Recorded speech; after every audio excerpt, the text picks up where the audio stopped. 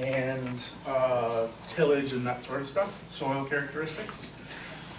So I'm going to talk a little bit about a project on subsoiling directly ahead of the planter, fall hilling, which I talked about before, but I have some more data on, and then a couple of projects on electroconductivity with UPDI that we're working on. So, man, it's hard to see the screen when you're this close.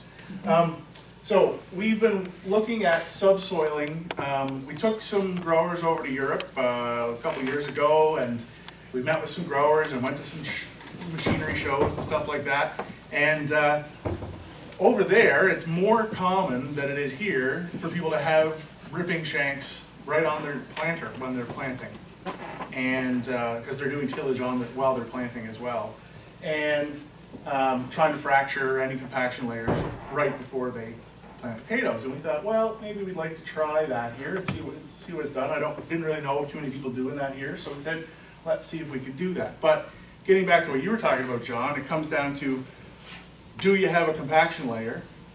How deep is it? And then how deep you need to go to fracture it. And that's so with keeping consideration to what the below what is down there, what you're trying to deal with. Like if you're pulling up stone after stone after stone, yep.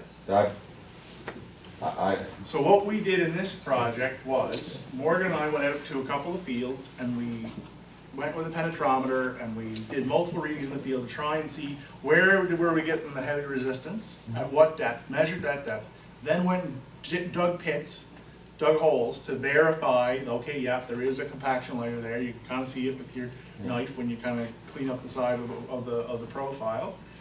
What's the subsoil look like underneath, and then how deep do we need to go to fracture that compaction layer? So don't just bury it, but just do it where a couple inches below the compaction layer to try and fracture it. And that's my question. Like I was in the field, I had Bernadette Forrester in the field this past fall. We were in a buckwheat field, and we were with the penetrometer, and we were hadn't been subsoiled since after the potato harvest years before, and we were just making sure that is it still good? And I was surprised that Bernadette was impressed. She said it looked good. Like we were able to use the penetrometer and drop through right through the we were down 14, 16 inches and pushing through without spiking the meter. Yep. Right. And in that case, you don't have a plow pan, so you probably shouldn't subsoil. Right. You know. But I was just wondering, so where's the ideal? And I guess it's various. Depends on the field. Like the recommendation I've usually heard is you find out where your plow pan is or your compaction layer is, and then have the ripper at shanks 2 to 3 inches below it to try and fracture. And I'm going to show you an example of why, in one case where I think it worked really well, and in one case where it didn't work, and I have a theory for why it didn't work. Okay. I've heard that same story too, Ryan. But then sometimes you're wondering, is it the same story you've heard because people keep saying, but is there any truth to it? Yeah, which is why I did a trial. So we wanted to kind of see whether this would work.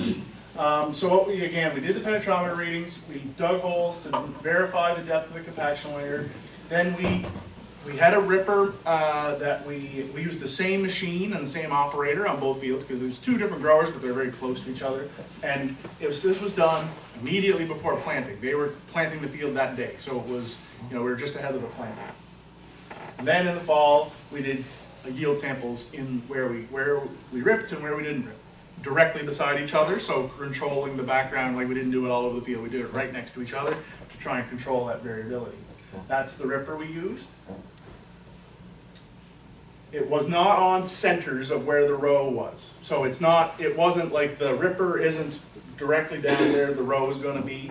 The setup of this subsoiler didn't allow for that.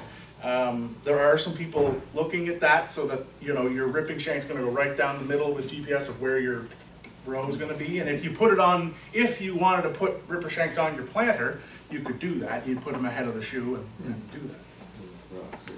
So these are the 2 fields we have. This is just NDVI maps, just to show you generally. There wasn't a whole, I put these red lines in here just to show you where the strips were, but we didn't see any difference through the season of where we ripped versus where we didn't from the aerial maps, like from the NDVI maps. Yep. This field's about a I don't know, 30-acre field, but we only did the front half of it. This is about a 20-acre field.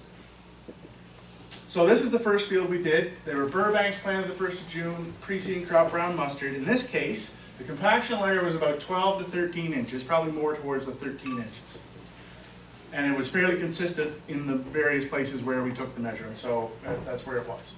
So we have where we ripped and where we didn't rip, and we saw 4,700 weight difference. And $560 difference in payout. Big improvement in gravity. The gravities weren't great to begin with, but they were definitely better.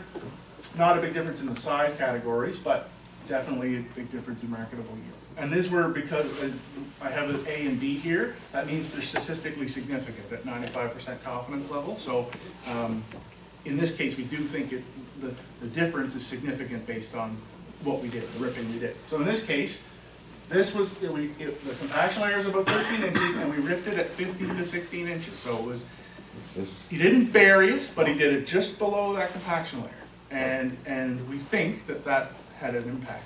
At least we see an impact from the yields we got. Now, the second field we did, the compaction layer was at 10 inches. In this case, I tried to get the operator to keep it higher, but and I think it kept higher for the first bit in the field, and then it got lower and lower and lower, and it didn't, and then by the time we came back, it was 15 and 16 inches. So in that case, I think we were too low, and we weren't fracturing that layer out. And so in this case, we see no significant difference, or no real difference. Like there's 400 weight difference in gross yield. This is all probably just random variation. There's probably no difference there. And the field was pretty consistent across the field. This was a tighter field to begin with. Even the surface compaction, the penetrometer readings were tighter to begin with, and then there was a much shallower compaction layer, and I have a feeling that we ripped too deep here. So our plan is when we replicate this next year, is we want to be even more specific as to how deep that ripper is going to go, and try and keep it in that 2 to 3 inch range below the compaction layer. So I'm hearing this right. So just because you're ripping doesn't mean you're doing everything.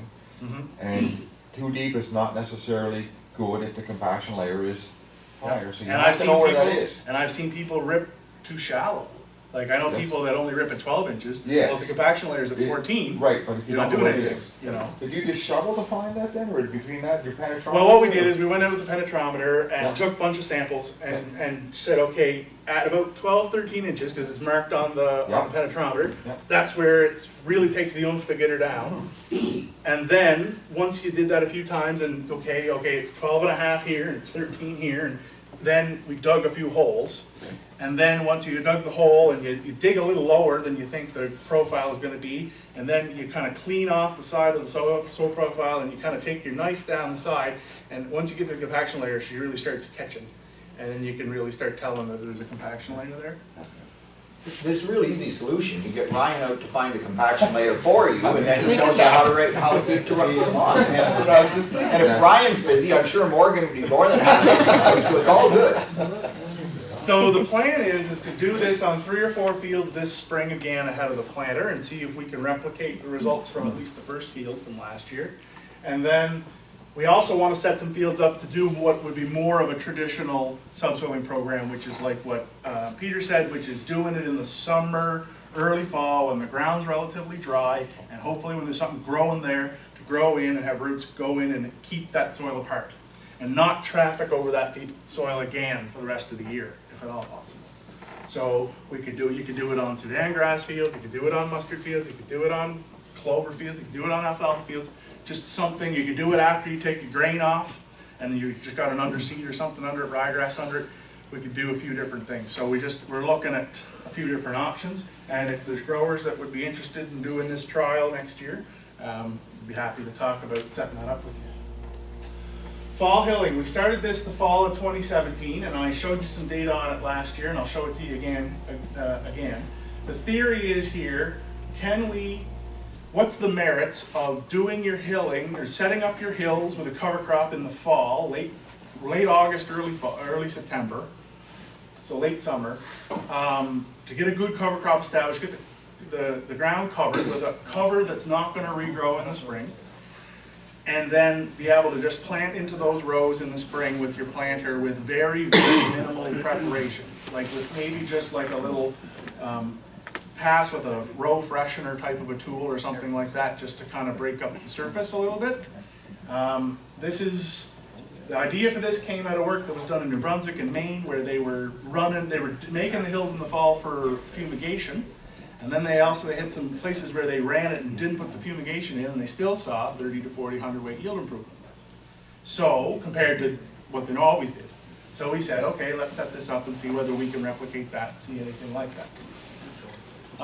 This is a couple of graphs. This is the blue is where the hills were made in the fall, and the red-orange line is where there was no hills, like they were just your conventional field. And what we're looking at here is the planting date's right around here, right? So about May 16th. And in this case, where we had the hills, it dried area, or sorry, where we had no hills, it was wetter, and where we had the hills, it dried out a little bit faster in the spring. And that's actually a fairly significant amount of moisture difference that early in the spring when you're trying to get ground dried out, right? Then at planting, then it switches. And where we had the hills, they retained more moisture through the growing season than where there was no hills. And that, I would surmise, is down to the fact that there was fewer tillage events and probably a little bit more organic matter kicking around in there that just kept a little bit more moisture in the hills. Did both of those have the cover crop? Yes. Yeah, both of those have the cover crop. And this is the temperature graph. So you can see the blue in this case is where we fall hill, and it's always just a little bit higher. Again, the planting date's around here. So you can see the difference between the two is higher before planting. The fall hill's a little bit warmer, probably by about a degree, thereabouts, and half a degree to a degree. And then as we get later into the season, there is a difference, but it's less. The difference is not as pronounced as it was before. How late in the fall are you doing this? Did you say that already? So every farm was slightly different, but it was targeted the last week of August to the first week of September, something like that. And I think the latest field we did over the 2 years was maybe September 15th. But you want to do it early enough that you're not trying to do it when the ground's too wet, and you're trying to do it when you've got adequate time to get a good cover crop establishment. And not just a little bit, but like a real good cover crop establishment. And how are you getting the cover crop established? Like spreading something on before, or doing it right with your So the hiller? first year, they did it before, and so you can see they did it before and then hilled, and it took all the seeds and put it on the top of the hill, and in the furrows there wasn't very much. So then the next year, we changed it around and tried to broadcast it on after, or they put it on sort of the back of the hiller, like after the hills were made, and it worked better to get more down into the hills. But if you were going to go towards this type of a system, there are like all-in-one hillers that, or you can modify your hiller to put the seed on after the hillers and that sort of stuff. It's more broadcasting it from the hiller, and it's probably a little bit easier that way. But we want to make sure it's not all on the top. You want to make sure you got some in the furrows for when water channels and that sort of stuff. So this was the 2018 data. None of the three fields were statistically significant from each other, but we did see a trend. And that trend was all the fields were slightly positive. And so that was kind of interesting. We just said, okay, that's, we can't hang our hat on three fields in 1 year, especially since the numbers are low. But the trend was 10 to 20 hundredweight pay weight difference, $175 to $200 payout difference. The defects were generally lower with the fall hilling, and the smalls were generally lower with the fall hilling. So that's kind of where most of the difference came. You can see the differences in actual total yield, are, with the exception of this field, these fields are pretty much exactly the same. We see the difference in the markets. So we, of course, we had this data after we set up this year's fields because of that time lag. You had to set up the fields in August. We don't get this data until November, October, November. So we did have 3 more fields set up for this year. So we had 2 fields with Burbanks. This field it was not statistically significant at 95%. It would be borderline significance, but it's still 32 hundredweight marketable yield. You know, $400 or so on payout. Better 10 ounce. Smalls and gravity aren't much different, but there seemed to be some, again, it kind of fit that same trend as the year before. This field, I would say, there was no difference. There's a little bit of numerical difference here, but it's less than it was here. It's, 17, hundredweight, that sort of thing. Same on gravity, more or less the same on 10 ounce. There's a little bit of difference on payout. On the gross yield, it was exactly the same. So this one, it might be a little bit lower, but for all intents and purposes, I'm going to call it a wash. And then we did a field of prospects. In this field, we actually did 3 things. So we did fall hilling per the other 2 fields, fall hilling with a subsoiler shank down the middle of where the row is going to be. So right on the 34, in this case, it's 34-inch rows. So it was one every 34 inches. And then conventional, like, no fall hilling, just your regular planting. So in this case, this was the one that actually had statistical significance. So we have 4,500 weight between fall hilled and spring hilled. Not much difference in the payables, but just in the grade categories, but the marketable yield is different. Where we fall hilled in subsoil, it was intermediary in yield between the other 2. So it's not significantly different from the high or the low, but so in theory, this could be as low as this one or it could be as high as this one, but it did appear where we did the fall hill treatment, it was significantly better than the spring hill. So 5 out of 6 fields were numerically better over 2 years, and the field that wasn't better was about, was slightly negative, but very much close to being a wash. So it appears to me like there really isn't a negative impact on yield or gravity or any of the other payable categories when it comes to doing fall tillage. And I think that there might be even more impact if all of these fields used a bit of a freshening tool and had like a subsoiling tine that went down the middle of the row to decompact in the furrow, even if it wasn't really deep, but just started decompacting right in that where the, sorry, not the furrow, but right where the hill's going to be, right where the set seed piece is going to go. I think there might be some potential. That's what they're doing in New Brunswick. But I think even if we said, okay, we can't guarantee a yield improvement, but operationally, in theory, if you were able to do all of your field prep in late August, early September, have all that hilling done, have a cover crop on, get the benefits, that short-term and long-term benefits that come with a cover crop. That cover crop is barley or oats or something, or oilseed radish or something that's going to last into the December, January, but then die out over winter and not have to kill it in the spring. It was the guys that did this told me they had no problem with the residue, like it didn't gum up the planters, it didn't gum up anything, like there was no problem that way. It's pretty wispy, barley stuff in the spring. And then, in the spring, you could basically plant right into this. Maybe as I said, one little pass with a freshener tool or something like that, and then it's probably saving at least 1 tillage pass in total. When you're doing that tillage in the fall under drier conditions when you're less likely to have compaction. And you're not putting fertilizer. He was putting the fertilizer on in the planter like he normally would. Okay. We didn't put any fertilizer on in the fall in the hills. You could definitely spread potash on and then hill it in, like a lot of people. And in New Brunswick and Ontario, there are people that are hillers. They can put some fertilizer down at that time as well. But in our case, you wouldn't want to put anything probably but potash down, and so it'd be just as easy to broadcast it on and then hill it in. Varieties, looking at varieties with your moisture there, Ryan, like your varieties that have a smaller root mass, they might respond more positively than like a Burbank or ours, so much bigger root mass versus some Gold Rush or Ivory. And I think you might see some differences there too. And if we get a variety that, you know, some of the varieties that are having a hard time getting out of the ground fast, maybe if we got soil that's warmed up a little bit faster, maybe that also activates things a little bit more, gets them going a little faster. So, anyway, I think it's worth trying to do a little bit more work on. We didn't have any fields set up for this year from last fall, but I did hear of at least one grower that kind of did it on his own, and I'm gonna try and get some samples out of that field with that grower. But I think there's gonna be some people interested in trying to do a bit of this summer.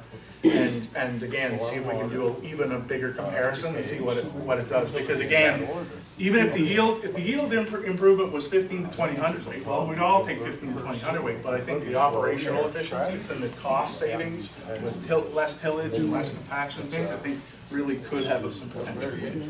And this moves us closer to having as many acres cover cropped as possible. So lastly, I'm just going to talk about some work we've done on management zones and electroconnectivity with UPEI, with Adazaz fruit. So last year was our third year of validation of soil electroconnectivity to create management zones. So what we're trying to do is we're trying to use that. It's a non-destructive sensor that just goes over the top of the ground and penetrates into the ground and measures the conductivity of your soil. And basically, is it a good predictor of what yield is going to be? Your higher and lower yielding part of the field, and how is it associated with other nutrients and other soil characteristics. And why do we want to do that? Well, if you could split your field up into 3 or 4 management zones and then soil sample by management zones instead of grid sampling, that takes your soil sampling cost down quite a bit. And then you can do variable rate fertility or seed spacing or manure application or something using those maps. You take that map, turn it into a shapefile, put it into your spreader, put it in your planter, and you can do variable rate seeding, you do variable rate fertility application. You're not wasting nutrients maybe on a part of the field that already has low fertility and isn't going to do as well. Like, you're not going to put too much nitrogen on a part of the field where it's not going to really respond anyway. You can also, you could associate this with your soil tests, and if your low yielding part is low yielding in part because there's low K or low mag or something, then you could address that as well, variable rate. So it's just allowing you to manage fields on a little bit more site-specific basis, but without necessarily the extra cost that comes with grid sampling, that sort of thing. This is pretty widespread use in a lot of other places, and we just haven't really done much of it in PEI, and we're just trying to validate whether it works.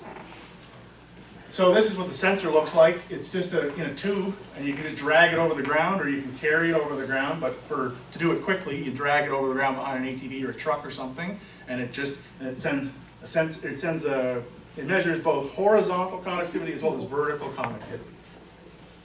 I'm going to skip through a bunch of this, but this is what we did in the project. We're comparing. We did the soil. We did grid sampling, we did soil sampling to compare. Then we had the electroconductivity, which is these two, measured slope, measured NDVI, and then we measured both georeferenced yield, which is, again, where we took the soil samples and where we took the electroconductivity samples. We also took a yield sample, a 10-foot strip or so, and then we also used yield monitor data to try and validate this as well. What I wanted to show you is basically, for the last 2 years, most of the graphs look like this. So this is comparing yield on the x-axis. The y-axis is electroconductivity. Lower conductivity, generally lower yield. And you can see this relationship is pretty good, pretty strong. And it's 68% correlation, which is very high. So that tells us that electroconductivity is generally a good predictor of yield. Measures the variability in yield pretty well. Why is that important? I'm not going to go through all this. This is another field again, 69%, so very much in the same number. Generally, from the last 2 years, we got between 65 and 75% correlation, so that's pretty strong. So this is what we're looking at. Is on the left, this is a map in 5 management zone or 5 zones, categorizing the electroconductivity, where red is low and blue is high. And the far right is a yield map again, red is low and blue is high, they correlate really close. Not exact, but really close. Close enough that you could manage by it, right? And then the middle is a composite of these two to create management zones that you would then put into a shapefile to put into your spreader or put into your planter or that sort of thing to manage accordingly. So pretty close. This is another one down in the Surrey area. Again, where it's red, generally lower. Where it's dark blue, generally the best. So they line up pretty close. So what are we doing with that? And this is, so I got this slide from Evan at Cavendish Agri. So Cav Agri is going to offer this service now, which is, it's a soil electroconnectivity plus topography, so plus RTK GPS. And by using the combination of those, you create a map, which can be put into, right now they have it in 10 zones. Evan's been talking about maybe putting it into fewer zones than that. But then again, you would create this map and then you could do variable rate fertility or planting or something according to that map. So if you're interested in doing that service, this is the first year that service is now being commercially offered by Cav Agri. So it's not exactly the same sensor as we use with UPEI, but pretty similar. So why are we doing this? And what's the next step? So then this year, we did 3 years. We validated the technology. It seems to have an effect, and it seems to be a good predictor of yield. So what we're going to do is this year, we're going to have 3 fields where we're going to do variable rate fertility according to the maps that are made from the ECE. So variable rate K or variable rate N plus K in the spring. And then we have 1 field where we're actually going to do variable rate planting, so variable rate seed spacing. So in the low connectivity areas, we're going to do widen the spacing, and where it's high connectivity, we're going to tighten the spacing. And then we're going to compare that against normal and see what see whether we see an improvement over the field. So, and then we're plans to do that for I think 2 to 3 years to see how that works. And then also on the electroconductivity, we work with UPEI to just do a very basic initial project to see whether we could use this sensor, this ODM sensor, to detect and measure compaction in the field. So can we create a compaction map, or does the EC map line up well with compaction? So we did this on a couple fields,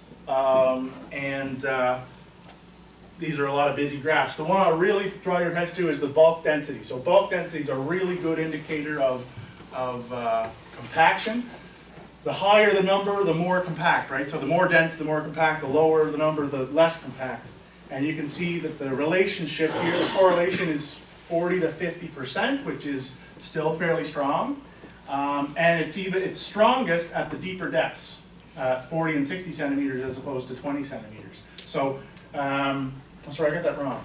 Yeah, the lowest is actually at the lowest here, but it's between in that range, and 40 to 50% correlation, which in correlation terms is reasonably good, and it does seem to have an association. It also has an association with organic matter, soil temperature, and soil moisture, all in about the same range.